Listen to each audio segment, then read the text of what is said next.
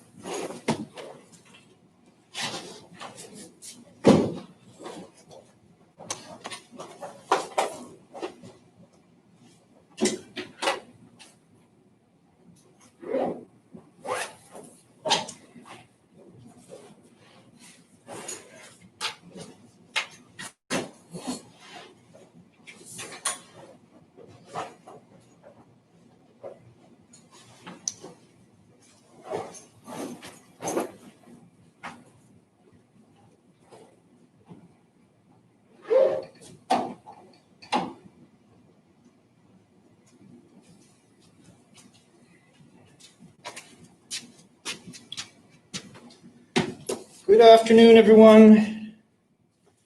So we're halfway through another week. Today we had our online Judaism quiz due at the start of class. So I hope everyone remembered to do that. It's 5 questions based on the 3rd lecture. We explored the emergence of rabbinic Judaism. So last time we met, I talked about the circumstances of the 1st century.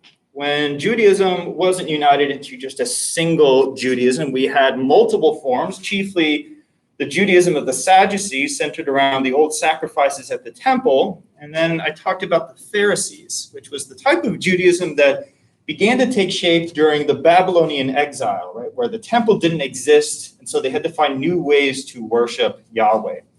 And as a consequence of the disastrous failed revolt that began against the Romans in the year 66, we had the destruction of the Second Temple, and with that, the end of the Sadducees, the destruction of the Zealots and the Essenes, and the Pharisees were the last group standing, and that developed into rabbinic Judaism, the Judaism as we know it today.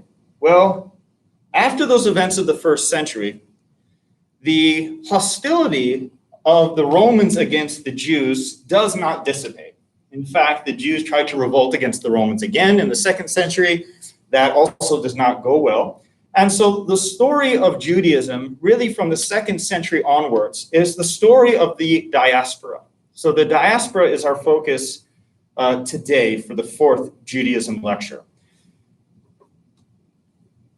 The diaspora refers to the dispersal, the migration of Jews throughout the world. Thus far in our study of Judaism, we've really been focused on events in and around Judea.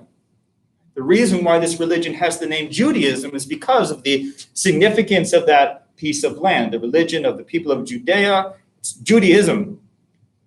But the story of Judaism for now is the story of Jews who settled outside of Judea. When we talked about the Babylonian exile in the 6th century BCE, we began to talk about the challenges that Jews faced living in a new environment, removed from Judea, removed from Jerusalem, removed from the temple, and how there was this challenge. Do you simply assimilate to the Gentile culture, the non-Jewish culture that surrounds you, or do you try to preserve your distinctive Jewish identity? And the answer for most Jews was, let's preserve our identity, and that's why the written Torah is compiled into the form we know today, right? That chiefly occurs during the time of the Babylonian exile. So we can already begin to talk about a diaspora from the 6th century on. But in the wake of the failed revolts against the Romans, this dispersal of Jews throughout the world intensifies to the point in which by the time you get to the 2nd century of the Common Era, there were an estimated 5 million Jews living outside of Judea, living in places like Egypt, like Greece, living in other parts of the Mediterranean world. And so the story of the diaspora is the struggle of Jews to preserve their traditions, their identities, when they are not the majority, when they are a minority surrounded by non-Jews with different cultures, different languages, different ways of doing things, different religions. And that has an impact on those different Jewish communities. We'll see new languages develop. In some cases, Jews adopting the language that predominates in a particular region of the world. We'll see some instances of relative prosperity, and in other cases, we'll see persecution, hardship, and injustice. And understanding the diaspora will help us to understand some of the events that we'll explore on Friday, which is the development of a political ideology called Zionism and the creation of a new Jewish state in 1948 called Israel. So that'll be our focus on Friday. But for now, let's take a look at this map. Here we see an early phase of the diaspora. Here we have Jerusalem in the land of Judea.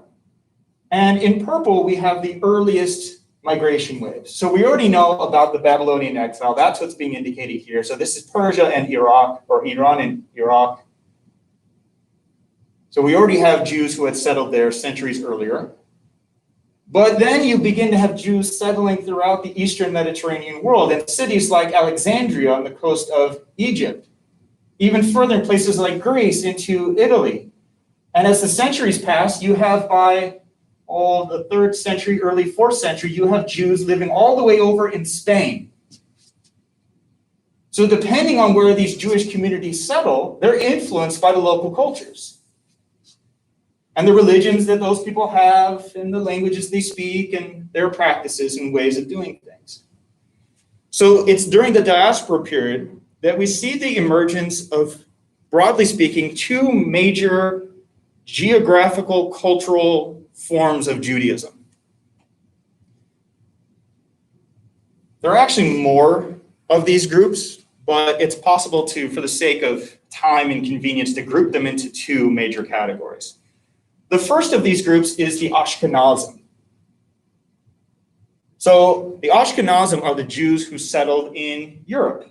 Initially, this referred to those who settled in what becomes Germany, Central Europe, but in time, with migrations to other parts of Europe, including Russia, the term Ashkenazi comes to refer to all the Jews who settled in Europe, excluding Spain, and for some people, they don't consider Turkey part of Europe, so not Turkey as well. So the story of the Ashkenazim is the story of Jews living under Christian rule, right? Christianity comes to dominate Europe in the ensuing centuries, replacing earlier polytheistic religions. And so it's the story of Jews living under European Christian rule. And that has an impact on how they understand their religion, their historical experiences, the development of a distinctive regional culture unto themselves. And the story of Ashkenazi Jews is one that is punctuated by episodes of persecution, of struggling with anti-Semitism. Anti-Semitism being prejudice, hostility, discrimination, and even violence against Jews.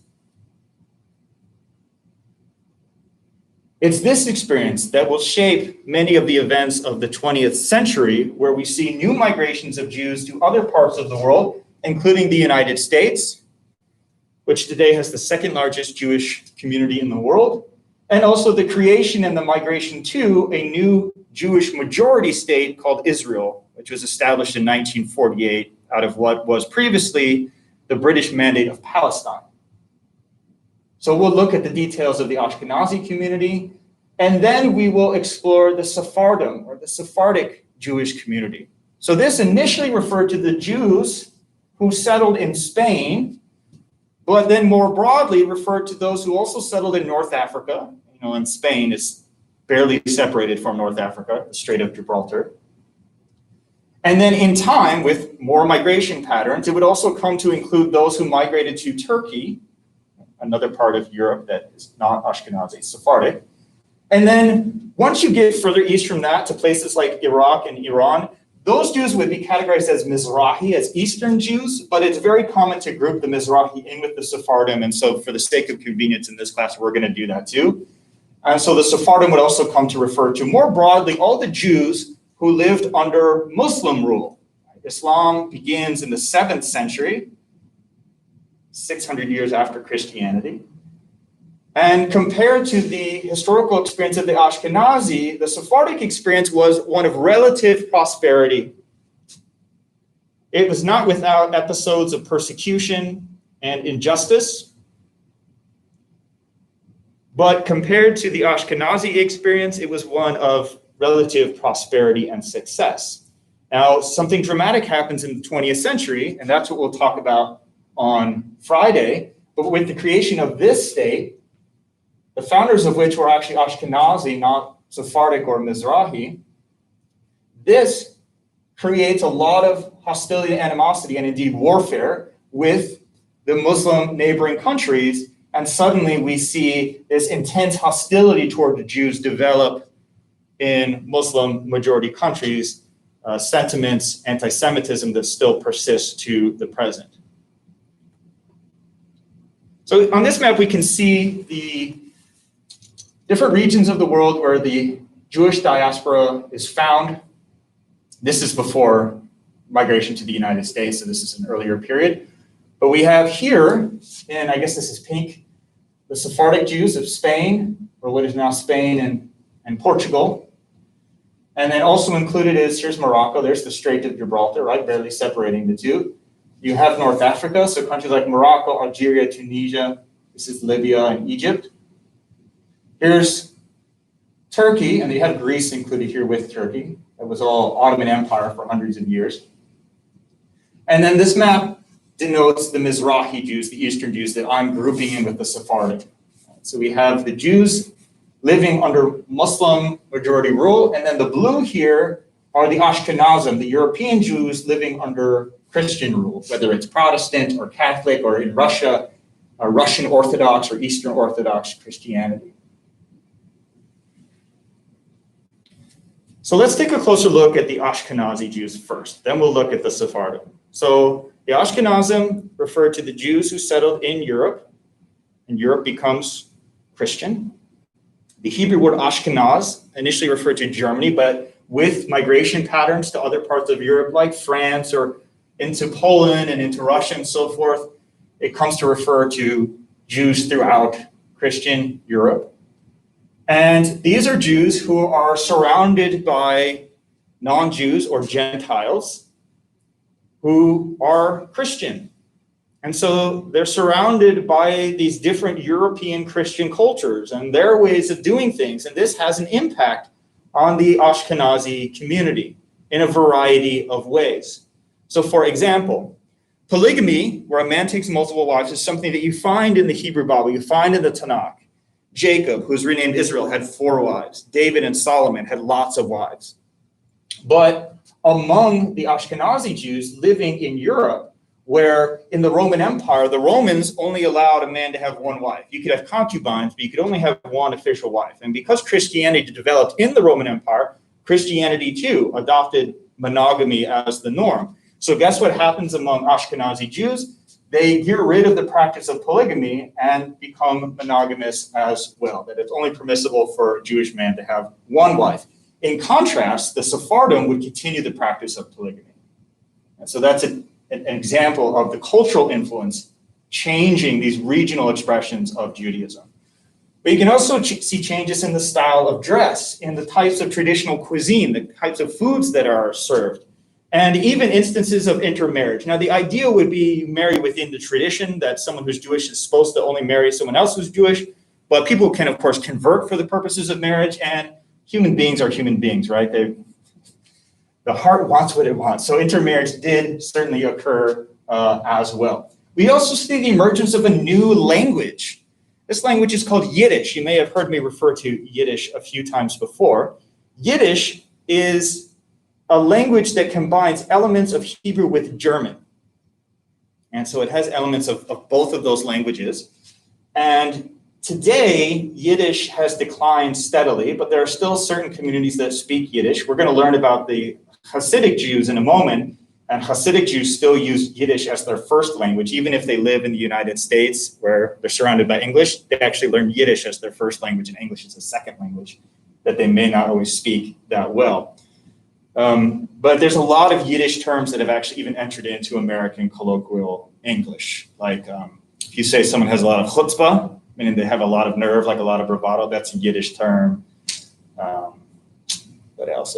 I can think of a lot of like Yiddish insults, but those aren't good ones. But Yiddish has had an impact on American colloquial English, where we see Yiddish words pop up. And it comes to us from Jewish immigrants who would come to the United States, principally in the 20th century.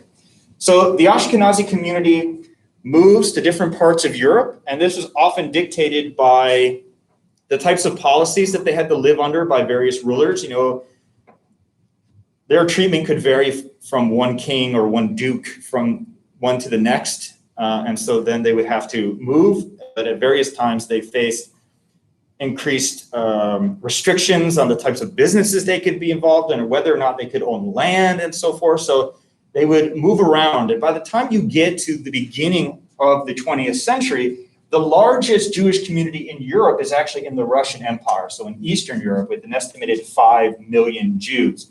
Now, as the 20th century would proceed, obviously we have very dramatic events occur, foremost the Holocaust, and also subsequently the creation of the State of Israel. So by the time you get to the end of the 20th century, the population in Russia has dwindled dramatically, and instead you have this dramatic increase of Jews in the United States and in the new State of Israel. So we haven't studied Christianity yet. We'll begin that on Monday.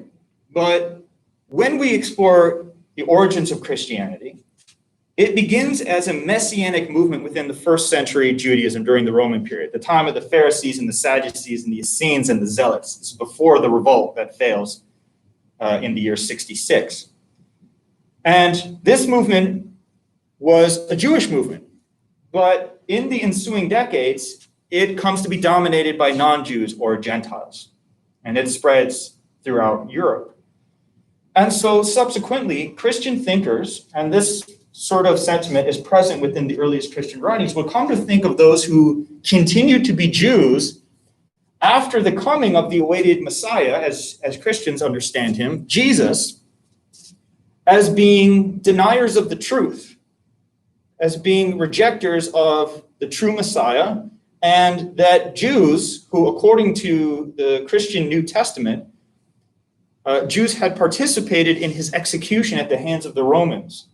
And so in Christian Europe, Jews were often maligned as being the killers of Christ, as being agents of the devil or of the Antichrist, seen as being these enemies within, as always being the targets of various suspicions, that we see all these anti-Semitic tropes developed where Jews can't be trusted, that they're plotting and they're planning. And you can still see these ideas present in contemporary like conspiracy theories today, including here in the United States, that blame, you know, particular Jews as being involved in controlling countries and instigating wars, that they're these powerful, evil cabal of people and things like that. Well, that type of sentiment was spreading throughout Europe. You know, there were even stories. This is a medieval wood carving that depicts quote unquote Jews killing a Christian boy and draining his blood to use in rituals, right? It's completely baseless. It's complete nonsense. But these stories, which are called blood libel stories, circulated throughout Europe, and various rulers, if you weren't a good ruler, you were a bad king, and you didn't want your people to revolt, it wasn't uncommon for various rulers to just blame problems on this vulnerable minority, the Jews, right? So, for example, when the Black Plague, the bubonic plague, was killing masses throughout Europe, guess who people blamed it on? They blamed it on the Jews, that the Jews caused the plague. They poisoned wells, and that's why people were dying. So they were this easy scapegoat. So this experience of anti-Semitism, of persecution, of having inferior rights, of having to move, right? That's why you see this community kind of moving to different parts of Europe, has a huge impact on this community and how they understand how they're supposed to relate to the outside world, their understanding of Judaism. For some people, the solution they thought was, we need to like assimilate as much as possible. if we speak the language everyone else speaks, we act like everyone else acts, then we won't be seen as kind of an alien within and will prosper in society. So once you get to the modern era, you get past like the 18th century, there's a lot of Jewish support for new secular political systems. That the promise of secular nationalism was that everyone who lives within a particular country, let's say France, you're all French. And it doesn't matter whether you are a Catholic or Protestant or Jewish or a non-believer. By virtue of the fact that you're all French, you are all under the same law, same rights, same rules, same responsibilities. That's very appealing if you're part of a religious or an ethnic minority, right? It's like, finally, I can have equality. So there was a lot of support in modern times for various secular systems, including even Marxism, right? Marxism, by virtue of the fact that it said, let's get rid of religion. It's just talked about the working class fighting the bourgeois, right? The moneyed class. That also appealed to Jews. And there was a lot of hope and a lot of promise in those new ways of doing things. But a lot of that hope was shattered in the middle of the 20th century when we see the rise of this fascist regime in Germany, led by Adolf Hitler, who once again invoked these anti-Semitic tropes and blamed Jews as the source of all these problems and unleashed a systematic genocide that we know as the Holocaust, resulting in the deaths of 6 million Jewish men, women, and children. So the Holocaust wasn't just this isolated incident. It was like this horrific culmination of hundreds of years of outbreaks of persecution, ethnic cleansing, and genocide. When we talk about the political ideology called Zionism on Friday, that political ideology argued that Jews will only be safe if they have their own state, where they can have their own army and their own government.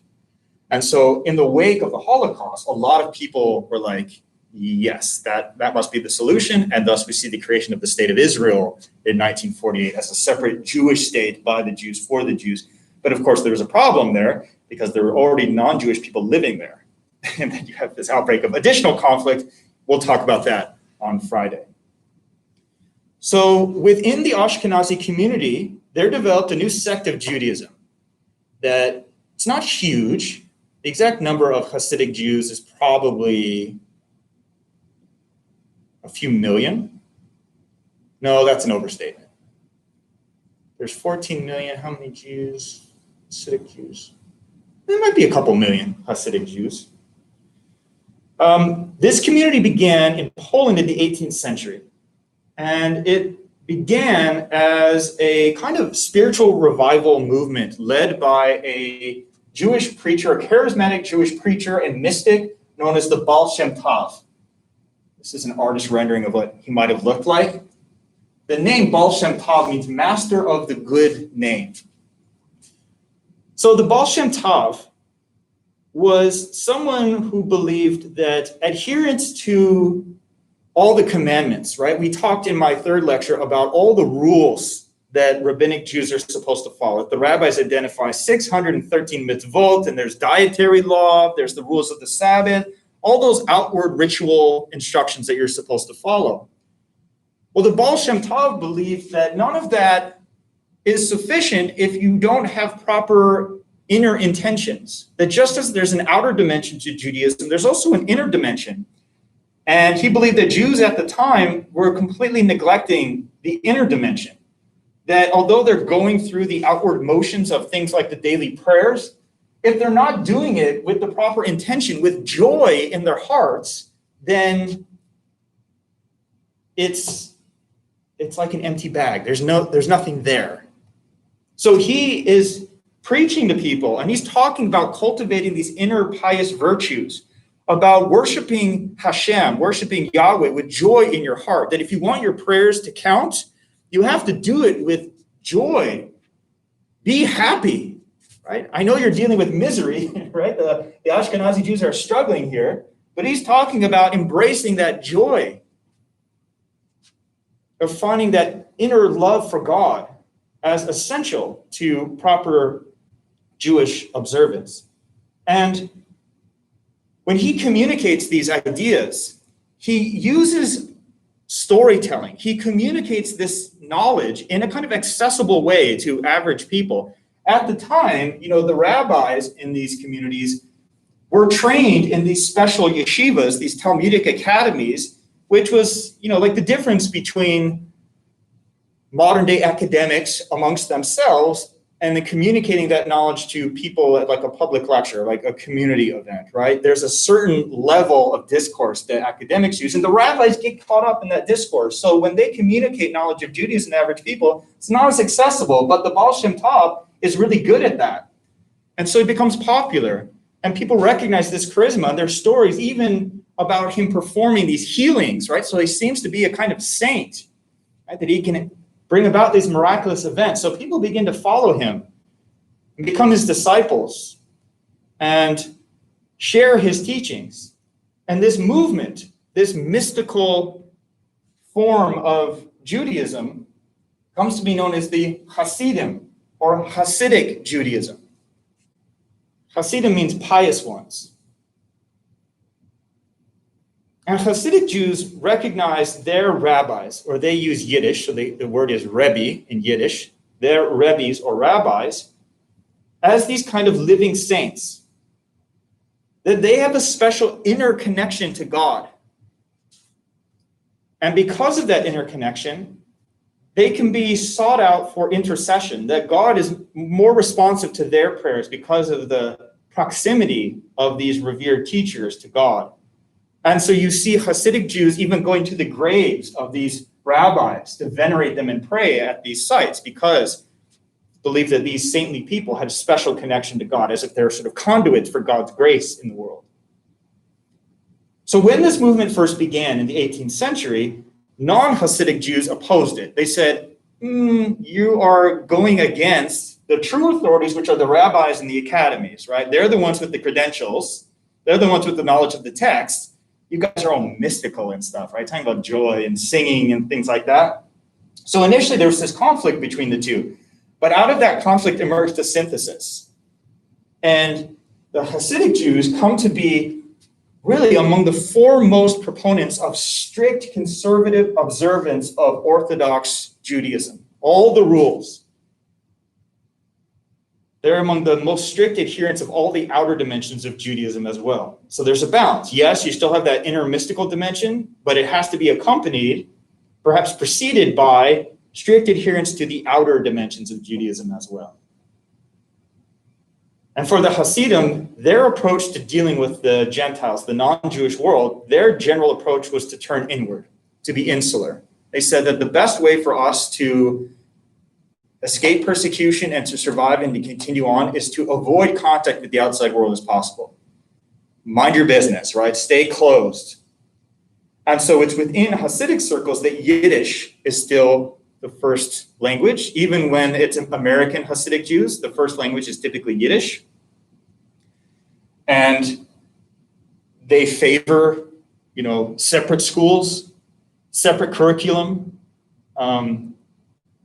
having as much business dealings within the community as possible. Obviously, for some things, you have to work in bigger business networks, but you have a choice between business. There's a Hasidic business, patronize a fellow Hasidic business, right? So you have these insular communities, and if you go to places like Williamsburg, in Brooklyn, in New York City, you'll find almost like this little country within a country of these Hasidic communities, sort of like stumbling across an Amish community in Pennsylvania or New York, right? These sort of closed communities with their own languages. That's what Hasidic communities are like.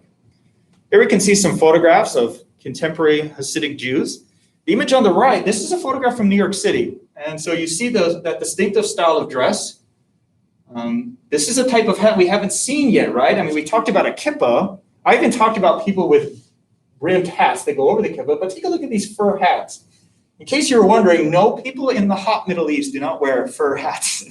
But this was a style of dress worn in Poland, where the movement first began. And so you still see these carryovers of these distinctive European Jewish styles of dress continued by Hasidic Jews into the 21st century, where they have their own schools, their own neighborhoods, speaking Yiddish.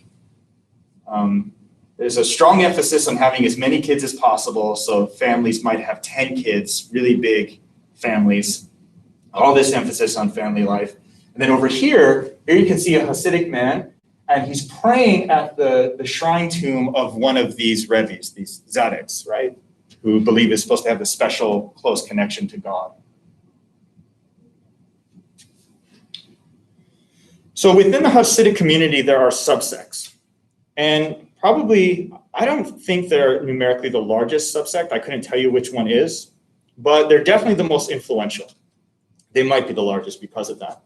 And this is the subset called Chabad. And Chabad means wisdom, but another term that is used as a name for this movement is Lubavitcher. And they're called Lubavitchers because this branch of Hasidic Judaism began in the town of Lubavitch in what was the Russian Empire. And today, the community has relocated to the United States. So the headquarters of the Chabad or Lubavitcher movement is Brooklyn, New York. And again, I think Brooklyn is home to like 300,000 Hasidic Jews. Not all of them Chabad, there are other branches as well. But the significance of this movement and why it's such an influential branch of the Hasidic form of Judaism is because they fund the construction of Chabad houses throughout the world. And a Chabad house is an outreach center that is designed essentially to proselytize to secular Jews.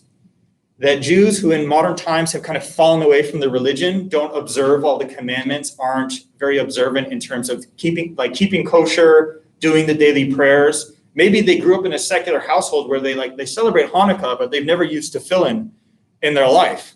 So a Chabad house is an outreach center that reaches out to Jews to get them to come and kind of return to a religious way of life. And you can find them all over the United States, but also even in countries like India, very far away. And they run various educational programs, schools for kids and things like that. And this is the seventh chief Rebbe or rabbi of the Chabad movement. He died in 1994, but there are some members of the Chabad, not all, but some who believe that he was none other than the awaited Mashiach, the awaited Messiah. And that when he died, he entered into a kind of, either he's going to return from the dead or entered into a kind of occultation, hiding. And here we can see a group of Chabad members who do believe he was the Messiah, and they're waving this flag, which says in Yiddish, the Mashiach, because they believe he was the Messiah. And so they emphasize having joy and celebrating that he has arrived finally. And in places like Brooklyn, sometimes they'll go out in like vans with loudspeakers and proclaim the happiness that the Messiah is here. Because they believe that the Rabbi Menachem Mendel Schneerson was none other than a rabbi, but not all members of Chabad follow that. So I mentioned that Chabad is all over the place. Well, here is the Chabad Center in Myrtle Beach. So we have a Chabad Center here. You can see a group of Chabad men with their black brimmed hats and black coats and white shirts, that traditional style of dress. So closely associated with Hasidic Jews. And you notice that they're holding a portrait in the center, and that is none other than the Rebbe Menachem Mendel Schneerson, the seventh Rebbe of the Chabad movement, who some believe was the awaited Messiah. So that's a look at the Hasidim. I do have a video here, but for the sake of time, I'm going to skip over it, and I want to talk about the Sephardic Jews now. So we've been talking about one of the regional cultural branches of the diaspora community, the Ashkenazim. Now we're going to switch to the Sephardic Jews. Now the Hebrew word Sepharad refers to Spain or the Iberian Peninsula. And so a Sephardic Jew was initially a Jew in Spain, but in time, that term, sort of like the way the term Ashkenazi became expanded, Sephardic Jews also included those Jews who lived throughout North Africa, and then, depending on who's using the terms, could also refer to all those throughout the Middle East. However, as I said, those are technically Mizrahi Jews, but they can be grouped in as well. And the reason why those groups can be put together is because the Sephardic Jews are those who would end up living under Muslim rule. So we'll study Islam after we study Christianity. And so Sephardic Jews, like Mizrahi Jews, both lived under Muslim rule. So if we think of the Ashkenazim as those living under Christian rule in Europe, Sephardic Jews are those who lived under Muslim rule, whether in Spain or North Africa or the Middle East. So here too, we see an impact on these regional communities of Jews, the languages they speak, their practices, their culture. For example, we begin to see Jewish scholars writing in Arabic. So we can find important Jewish texts composed in Arabic. There's also a new hybrid language that develops. So just as Yiddish combines German and Hebrew, Ladino combines Spanish and Hebrew. Ladino, unlike Yiddish, is barely spoken today, so it's dying out. You don't have the Hasidic community still speaks Yiddish, so they're like the vanguard of preserving that language, but Ladino is on the steady decline. Now, one of the reasons why this term that originally referred to Spain comes to refer to this broader region is, like with the term Ashkenazi, you have migrations. And one of the most important migration events occurs when the last Muslim kingdom in Spain falls to the Catholic Reconquista in the year 1492. So the first Muslim kingdom or empire in Spain was established in the year 711, and Muslim kingdoms remained in Spain until 1492, the same year that Christopher Columbus sailed westward. And when the kingdom of Granada in southern Spain fell, the remaining Muslims and Jews in Catholic Spain were allowed to either convert to Roman Catholicism, go into exile, or keep fighting, right, and then see what happens. So it's at that point where we see migration of some Sephardic Jews to North Africa, which is right there, right, very close. So you have people settling in places like Morocco, Algeria, Tunisia, and so forth. And then followed by that, you have the onset of the Inquisition in Spain. So there were some Jews and Muslims who outwardly converted to Roman Catholicism and stayed in Spain, but they continued to practice Islam or Judaism in secret. Some people did just become Roman Catholics outward, but the Inquisition cast them all as sort of secret Jews or secret Muslims and put them on trial to see who was doing that. That resulted in further migration and expulsions. And at that time, we see Sephardic Jews welcomed in the Muslim Ottoman Empire in what is now Turkey. And so you have the Sephardic community going there to places like Istanbul as well. And the Sephardic Judaism, right, becomes this broader region than just Spain. So it's in the Muslim world that from the 6th century to the 11th century, we have the preeminent institutions of Jewish learning. This is the Geonim, which means basically the geniuses. These are the two preeminent Talmudic academies, the two foremost places where people go to train as rabbis, and where the leading rabbis in the world at the time studied and taught and could be consulted for rulings on different questions. So if,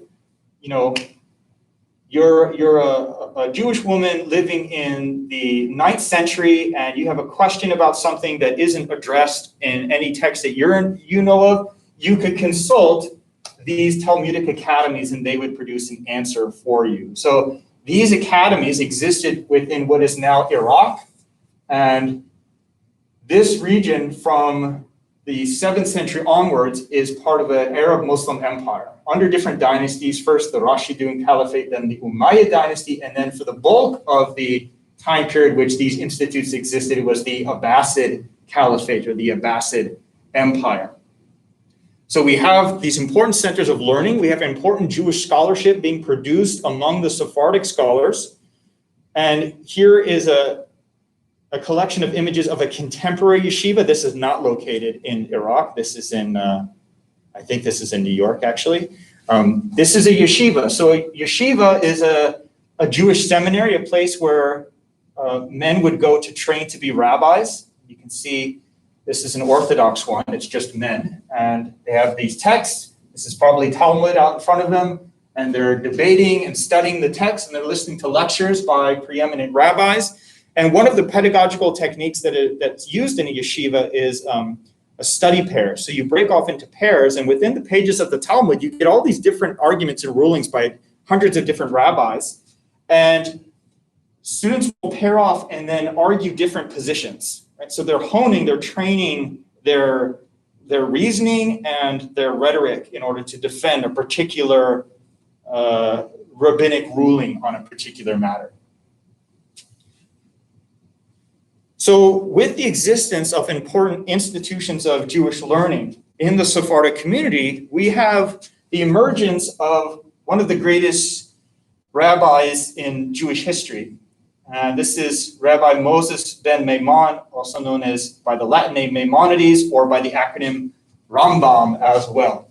So Maimonides was born in Muslim Spain, and he lived at a time in which there was a turnover in a different Muslim political dynasty, and the new dynasty that took over was a less tolerant one.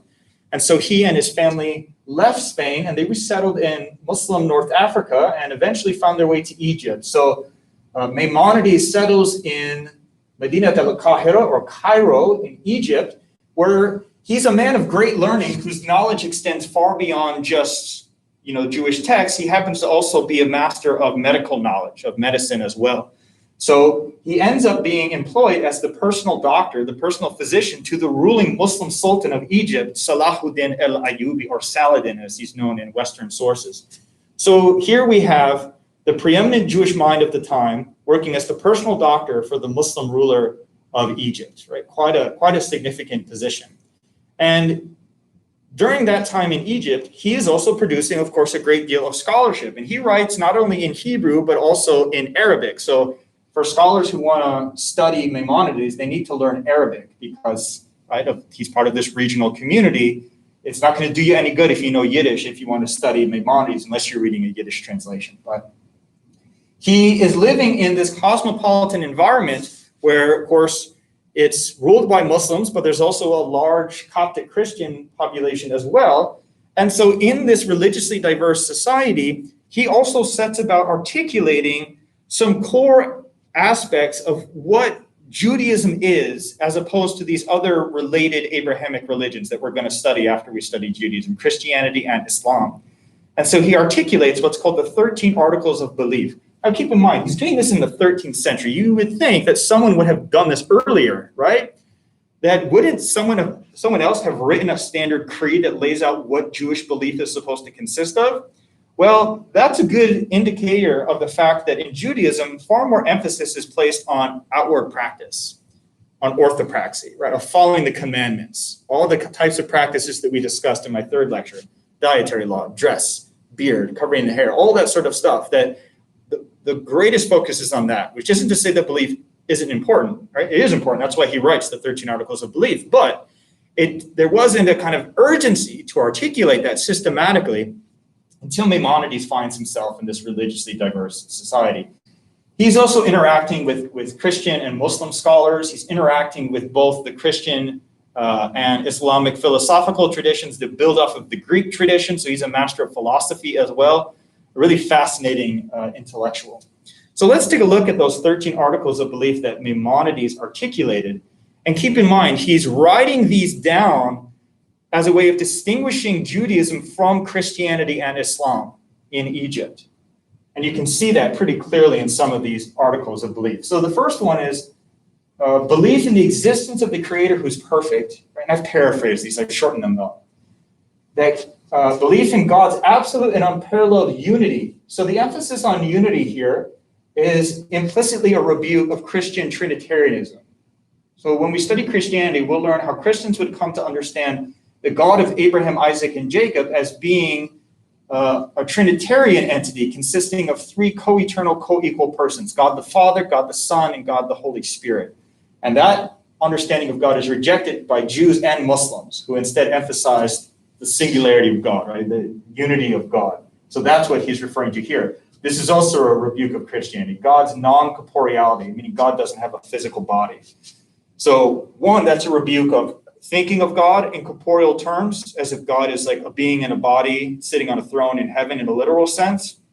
And that type of thinking occurs in all three Abrahamic religions. But he's arguing in a very intellectual sense that God has no physical body.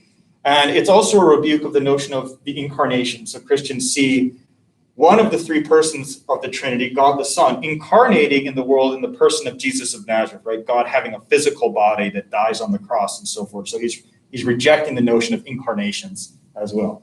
God's eternity, worship God alone and no foreign false God, that God communicates with man through prophets. And of course, who's the most important prophet in Judaism? That's in number 7, the primacy of the prophecy of Moses, our teacher, right? The great prophet Moses, who received the commandments at Sinai, what we talked about at the end of my first lecture and the beginning of my second lecture, that Moses is the most important. And you can tell by the emphasis on Moses here that this is a kind of rebuke of Muslim claims. right? And perhaps Christian claims as well, because while Jews believe the line of prophethood stops, of course, Christianity sees, the apostles as being new prophets, right? The sort of prophecy is restored with the coming of Jesus. And then Muslims also see Muhammad as this new prophet sent by the God of Abraham. So this is really emphasizing now Moses is the guy you want to focus on, not Muhammad or Jesus or any of those other people. Divine origin of the Torah, the immutability of the Torah. In Islam, the belief is that the revelations given to earlier prophets like Moses get corrupted. And that's why God speaks to Muhammad and reveals the Quran. So this is saying, no, the Torah hasn't been corrupted. Immutability means it's perfect. Right? It hasn't been corrupted. God's omniscience and providence, divine reward and punishment, the arrival of the Messiah in the Messianic era. Right? So it's still the Jewish belief that one day the Mashiach, Messiah, will come from the line of David, restore the kingdom of Israel, and peace and prosperity and righteousness will thrive. And of course, there have been various Jewish messianic movements. We're going to learn about one on Monday that develops into Christianity. There have been others as well, but for mainstream Jewish thought, they're still awaiting the coming of the Messiah. And then the last article of belief, according to Maimonides, is belief in the resurrection of the dead. So that means that in that linear framework of time has a beginning, and then at the end, there will be that final judgment of humanity. And for that judgment, everyone who's ever lived will be resurrected from the dead. Their bodies will be reassembled, and they'll stand before God in judgment. When we look at first century Judaism, not all of the Jewish factions believed in the resurrection of the dead. The Sadducees, who controlled the temple, rejected the idea of the resurrection of the dead, but the Pharisees believed in it. And which is the group that won out? It was the Pharisees. So those beliefs continued on, and we can still see them present in the writings of Maimonides 1,200 years later. Got a couple more minutes, so let's talk briefly about this whole idea of the chosen people. So the story of the diaspora has been that Jews are living as a minority, right? I haven't been talking about Jewish missionary activity. I haven't been talking about Jews going out into these countries they live in and trying to convert everyone in Germany or everyone in Russia to Judaism. That's not what Judaism emphasizes. Instead, Judaism places a lot of emphasis on that idea that the Jews are these biological descendants of these particular ancient ancestors, Abraham, Isaac, and Jacob, who was renamed Israel, father of the 12 heads of the 12 tribes of Israel. And so there's this emphasis on an ethnocultural identity, right? That contributes to the complexity of Jewish identity. And so Jewish thinkers see that particular family tree as having a unique role. So their religion and their covenant, their agreement with Yahweh doesn't apply to all of humanity. It's specifically for them. Okay? And we can see this reflected in the Torah. In Deuteronomy chapter 14, it says, "For you are a holy people to Yahweh your God, and God has chosen you to be his treasured people from all the nations that are on the face of the earth." Right? So this idea of the Israelites, the Jews, as being a chosen people. Also in the Torah, it says, "And you shall be unto me a kingdom of priests and a holy nation." So the Jews have this unique role. That's why it's not a religion that is going door to door and trying to convert everyone, right? It's possible to convert to Judaism, but there's not an emphasis on it. So that raises an interesting question. Since the Torah begins with the creation of the world and all of humanity, what about the rest of humanity? What's the rest of humanity supposed to do? So the rabbis have talked about the status of the Gentiles being non-Jews. What is their role in the world? If Judaism is focused on the special roles and obligations this particular group is supposed to have, what about everybody else? When we think about the major religions of the world, they tend to address all of humanity. Right? When we talk about Christianity and Islam, those religions want to convert everyone and bring everyone in. It's about all of humanity, but not so with Judaism. So the rabbis often point to the story of Noah. And I told you the story of Noah in my first lecture, that Noah isn't just an ancestor of the Israelites. He's like the second Adam, right? That everyone on earth is wiped out in the flood except Noah and his family. So everyone is a descendant of Noah's family. And we're told that when the ark settled and was reopened, that Noah established a covenant, an agreement with Elohim, with Yahweh, with God. And the rabbis say that the covenant that Noah made applies to all of humanity. But the covenant that was made with Abraham, Isaac, and Jacob, and again through Moses, applies only to the Israelites. That's Judaism. But the covenant made with Noah applies to everyone else. So the rabbis say that if you want to be saved, then you don't have to convert to Judaism, but you do need to follow the terms of the covenant with Noah. So that includes avoiding blasphemy, don't eat living animals, which is interesting, right? Of all the things you could cite, apparently people were like cutting limbs off of living animals and eating them. So it says don't eat living animals, don't commit idolatry, don't murder anyone, don't commit incest, and don't steal. So if you believe in the one God of Abraham and of Adam and of Noah and follow these, then that is sufficient for you. And when new religions come along historically that roughly align with those things, like Christianity and Islam, the rabbis would say that those religions are sufficient for the Gentiles, for non-Jews. That you don't have to become Jewish, you don't have to convert. That said, my last slide, and I am out of time, so if you want to look through this, this is some information about the conversion process, that it is possible to convert. Some people convert out of religious conviction, other people for the sake of marriage. You know, some families really want both parents to raise the kid in particular religion, so they both need to be part of the same religion. So people might convert to Judaism because their spouse is Jewish as well. And so this discusses the procedure for that conversion process. All right, I'm all out of time. That concludes our lecture today. And we will wrap up our study of Judaism with my 5th lecture on Friday. All right, thank you very much.